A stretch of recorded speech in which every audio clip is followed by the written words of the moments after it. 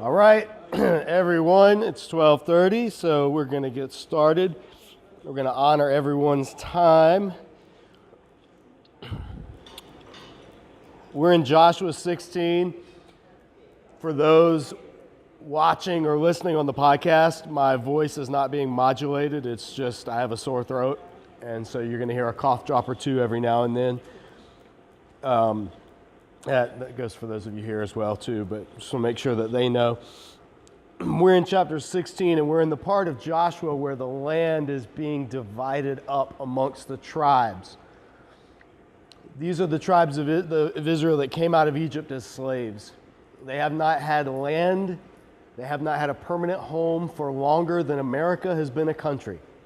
So let that sink in. We're not talking about just your everyday experience here. This is people who have been slaves in a foreign land and a generation who's wandered and lived in the desert. They've not ever known a home in their lifetime, in their parents' lifetimes, in their parents' lifetime, all the way back to the patriarchs, who also didn't know what it was like to own their own homeland. So this is a big deal, and that's why Joshua has multiple chapters about the tribes receiving their land. So if we get tempted to gloss over or say, oh, well, this is boring, this doesn't have any application. No, this is very specific fulfillment of promise that God made to people. And that's what Scripture is, in large part, is a record of God keeping His promise to His people. And so each statement, each weird Hebrew name in these lists is like a stamp of approval of God. Yes, I keep my promise, I keep my promise, I keep my promise to His people, who He had promised long ago, all the way back in Genesis chapter 15, that they would receive, that they would come into this land, and their doing so would be the judgment on the peoples of Canaan. And remember, it's a two-pronged thing. It's not just God giving Israel land because He loves Israel. He is judging the Canaanite peoples, the specific peoples of Canaan, for their centuries of sinfulness and wickedness. And so the time has come for their judgment, and it coincides because God is a perfect coincidence maker. It coincides perfectly with the time for Israel's liberation. And so the day of the Lord is a day of celebration for God's people and a day of lamentation for God's enemies. And that's a pattern that you'll see all through the prophets, all through Jesus' speaking of the end times, and even up through the book of Revelation. The day of the Lord is victory and celebration for God's people, and vindication and restitution of those who have been wronged. And it's a time of suffering and grief and lamentation for those who have been on the opposite end, who have been the oppressors, who have been the enemies of God's people. And so even in Joshua, we see that as the people of Israel are moving into the land, those few Canaanites who recognize what's happening and who call on, even through, as we saw with the Gibeonites, even through deception, do anything they can in their pagan minds to get on the side of God's people, they're actually spared and incorporated into Israel. And we saw that again, most definitely with the story of Rahab. But there's hints and glimpses even throughout Joshua.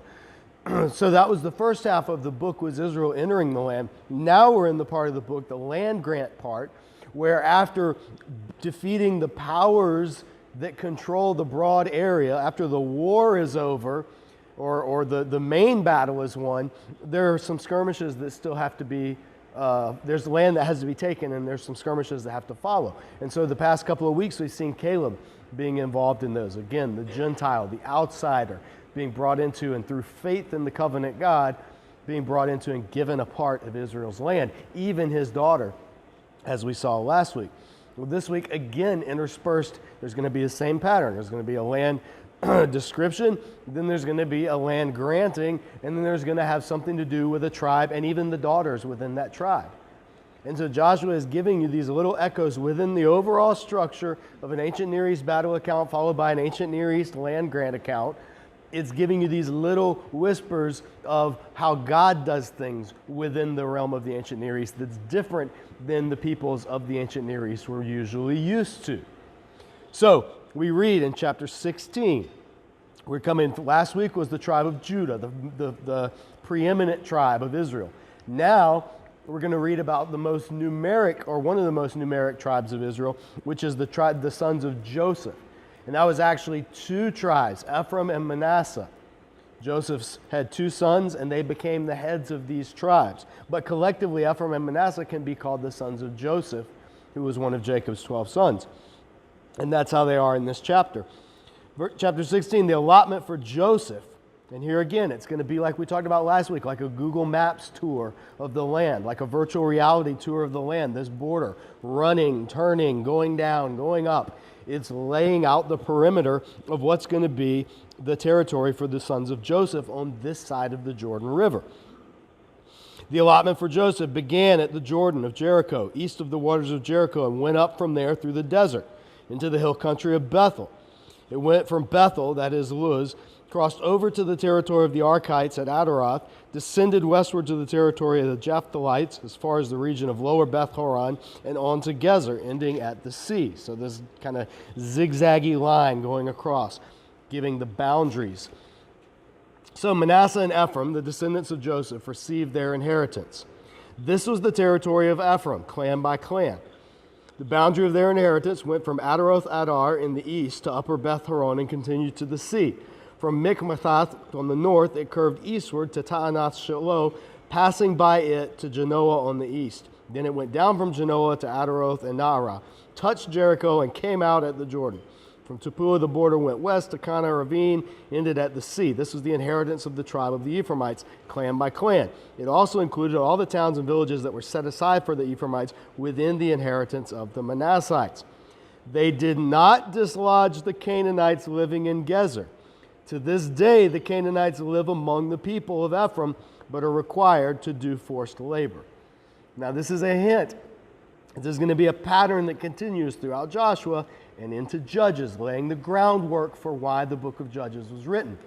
Israel was called to drive out the inhabitants of the land who would not turn to Yahweh, to rid Canaan of all of the vestiges. So the lands were conquered, and then the tribes and the clans were to go in and drive out any remnants.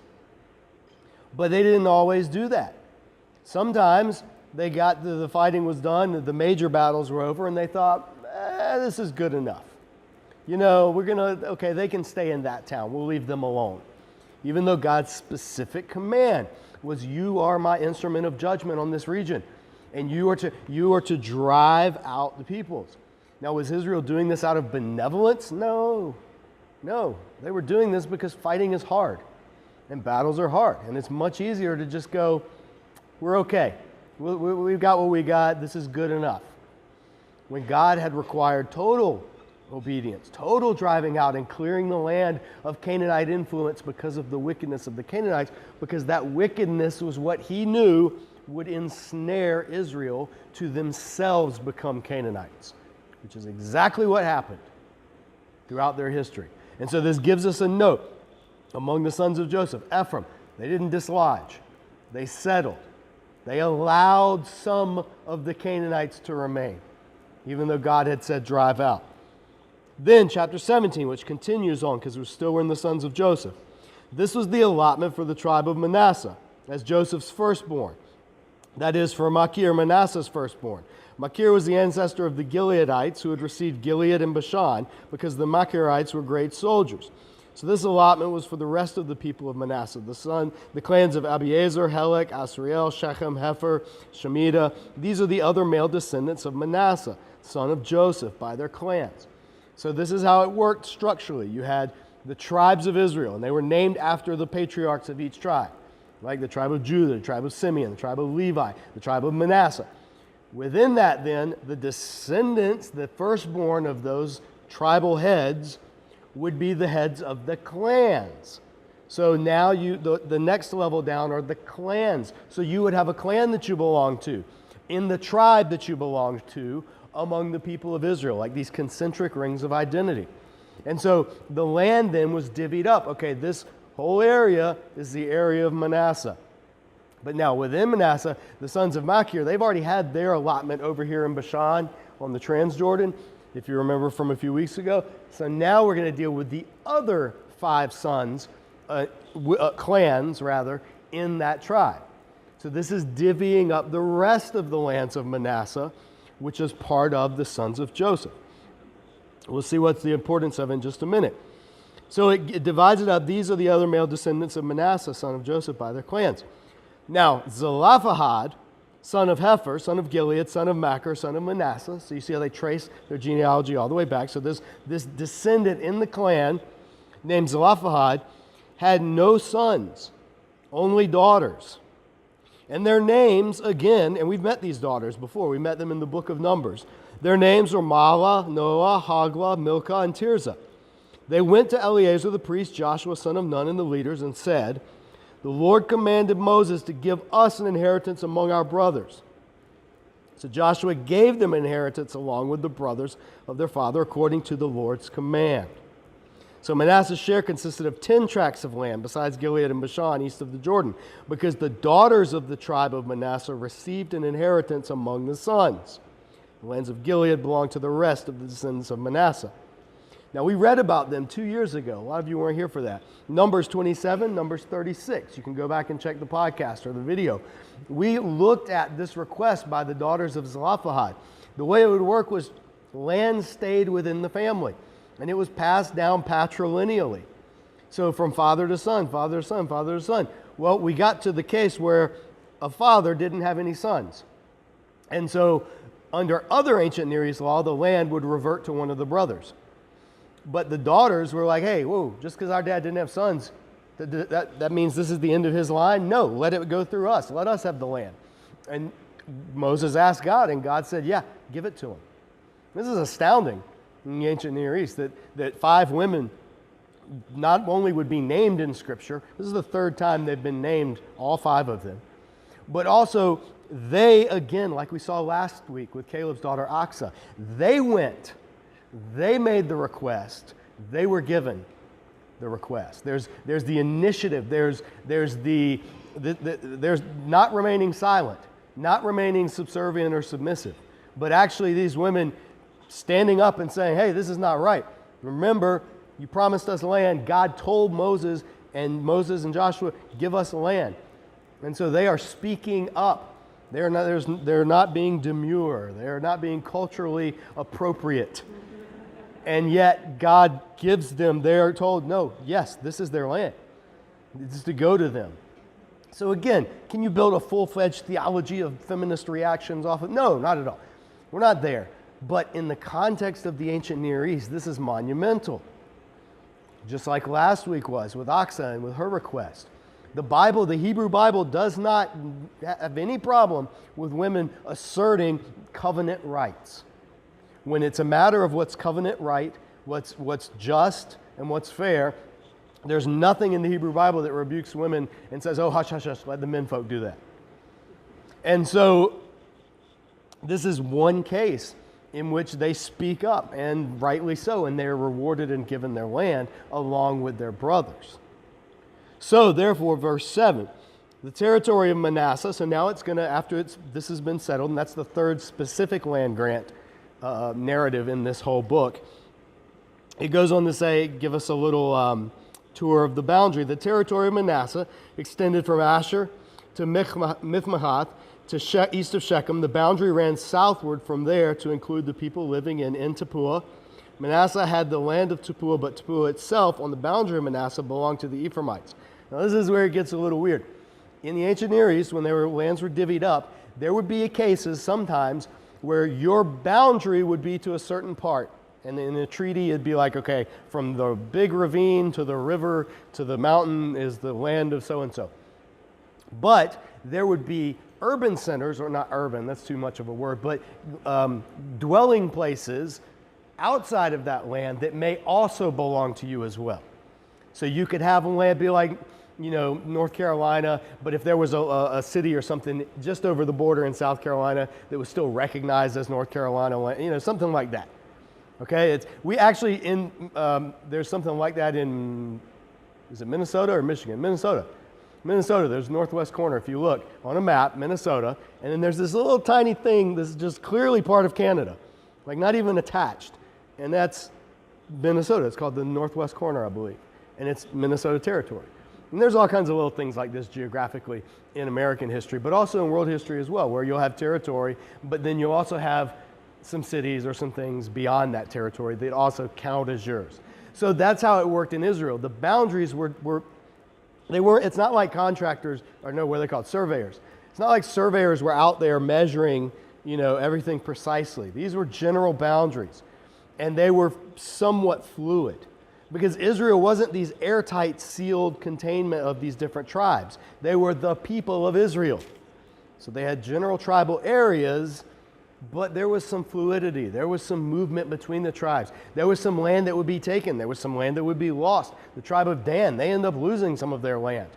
That's why they're not even mentioned in later tribal lists. I mean, the more you look at it, it's not as neat and tidy as we want it to be. But guess what? Neither are people. Anytime you have people and boundaries and borders and family and land, you're going to have these kinds of issues, these kinds of squabbling.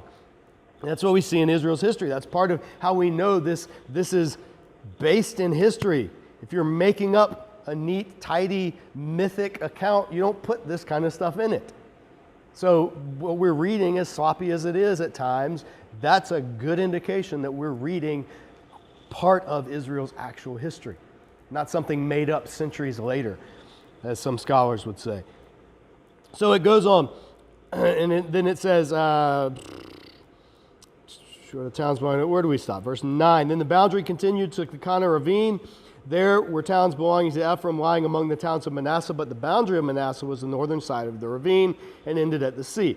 On the south, the land belonged to Ephraim, on the north to Manasseh. The territory of Manasseh reached the sea and bordered Asher on the north and Issachar on the east. Within Issachar and Asher, Manasseh also had Beth-shan, that's one of their cities, Ibleam, and the people of Dor, Endor, Taanach, and Megiddo. That's Megiddo. That's actually Armageddon. That's where the mountain of Megiddo is, where Armageddon is said to have happened. That's the Revelation study. Together with their surrounding settlements, the third in the list of Naphoth. Here it is, verse 12. Yet the Manassites, this is just like Ephraim in the last chapter, Manassites were not able to occupy these towns, for the Canaanites were determined to live in that region. However, when the Israelites grew stronger, and that was years and years later, they subjected the Canaanites to forced labor, but did not drive them out completely.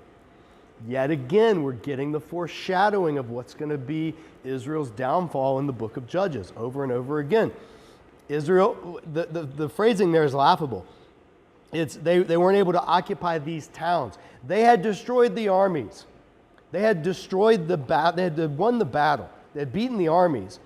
But there were these little pockets, and it says the people were determined to stay there, and so the Manassites weren't able to drive them out, which is laughable after the whole entire first half of the book of Joshua that we've read. Because God has promised, if you walk with me in covenant obedience, I go before you, I win your battles, you will drive them out. And so this is not a case of, well, they just tried and they couldn't. This is a case of, well, they looked and thought, let's not even try. They're stubborn. We've got enough. We'll just resign them to the pockets. And theologians have seen metaphors for this all throughout the church ages. People that read these as symbolic or theological accounts, they've talked about how the Canaanites represent sin that we leave dwelling among us. And so God gives us freedom from sin in Christ. But then if we leave little pockets of rebellion or little pockets or little areas of sin in our life, I'm saved, Lord. I'm getting baptized. I'm inviting all my friends to see it. I'm celebrating. It's a great day. But I'm going to let you baptize everything except my wallet. Everything except my checkbook you can have. Everything except my thought life you can have. Everything except my, people have seen in that. And I think there's something to that. I don't think you can say that's what this text is teaching primarily. But I think you can see a principle within this historical account that lends itself to that spiritual truth, which is if you leave pockets of stuff that God has told you to remove, and if you leave them there, they will fester and spiral into sinfulness. They will fester and spiral into destruction. And that's what we see happen in Israel's history. They leave these little pockets of Canaanites, and those Canaanites become thorns in their side and lead them to idolatry, lead them away from the worshiping of God, which is exactly what God had told them not to do. So then it ends with a weird little account. This is the fourth land grant narrative. And this one's kind of interesting. Verse 14, so 2 chapters now, the sons of Joseph have been given their land. And the land that they've been given, if you look on a map, is pretty much bigger than the rest of all the land, except maybe Judah. I mean, Judah's big, but Ephraim and Manasseh together are huge. And they're on both sides of the Jordan in terms of their land. But the Manassites, they still have a complaint. Verse 14, the people of Joseph said to Joshua, "Why have you given us only one allotment and one portion for an inheritance? We're a numerous people, and the Lord has blessed us abundantly." Joshua says, "If you're so numerous," Joshua answered, "and if the hill country of Ephraim is too small for you, go up into the forest, clear the land for yourselves. They're in the land of the Perizzites and the Rephaites." In other words, this is land in their territory that they should be taking, and they're saying, what we've got is too small. And Joshua's like, well, if you're big enough, go clear the land that's been given to you. And so then the people of Joseph replied, verse 16, "The hill country is not enough for us, and all the Canaanites who live in the plain have iron chariots, both those in Beth-shan and its settlements, and those in the valley of Jezreel." So now they're back to the ways of their ancestors. Like, oh, the Canaanites, they're too big for us. They're too strong for us. They have iron chariots. What did God do last time chariots chased his people? He drowned them in the sea. These are the people, they're not giving valid reasons. They're giving excuses. They're wanting Joshua to do something, to give us more land instead of what we already have that's going to require us to do some work to clear it out. That's been given to us, but there's scary people there, and it's going to take work, and just, they're whining. They're whining. And I love Joshua's response. It's almost like Joshua patting them on the head. Verse 17, "But Joshua said to the house of Joseph, to Ephraim and Manasseh, 'You're numerous and very powerful. You will not only have one allotment, but the forest hill country as well. Clear it, and these limits will be yours. Though the Canaanites have iron chariots, and though they are strong, you can drive them out.'" This is Joshua with a little bit of tough love saying, hey, go do what you've been given. You're bragging about how much you've been blessed, and they're saying we've been blessed so numerously, so we deserve more land. And Joshua's like, okay, go take it. It's already been given to you. It's already been deeded to you by God himself. Yes, it's forest land instead of pasture land. Yes, you're going to have to clear out the land in order to graze it. Yes, you're going to have to do some work. Yeah, there's some stubborn Rephaites and Perizzites there. But hey, guess what? We were called by God to drive out the Perizzites and the Rephaites and the Hizzites and that's our calling here. So go finish what God has already started and live out your calling. And there's a lot to that in just these 2 chapters in land grant chapters, right? That your eyes gloss over when you read the weird Hebrew names because they don't have any meaning to you. But aside from the land grant, there's some pretty interesting theology going on here. Is the people were complaining, we don't have enough, and Joshua is saying, yeah, you do. You have more than enough, but it's not being given to you on a silver platter, which I literally have before me. It's not handed to you that way.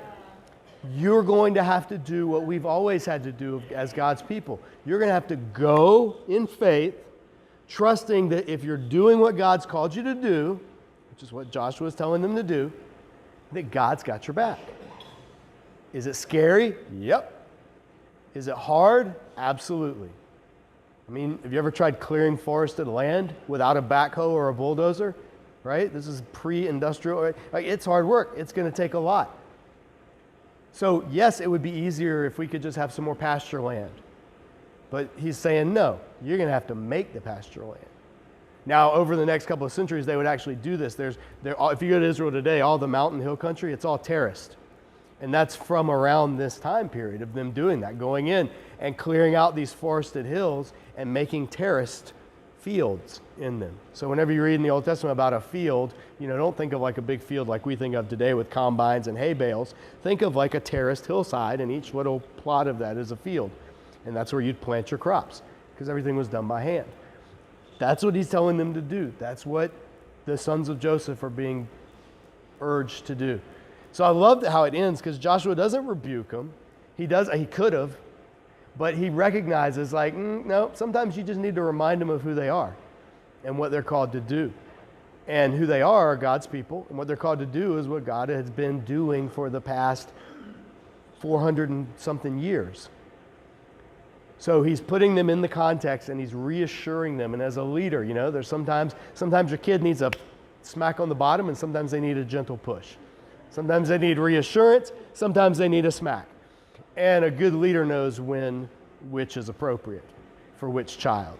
And in this case, they get a gentle like, hey, no, I'm not going to entertain your whining. Go do it. And so anyway, we're going to wrap up.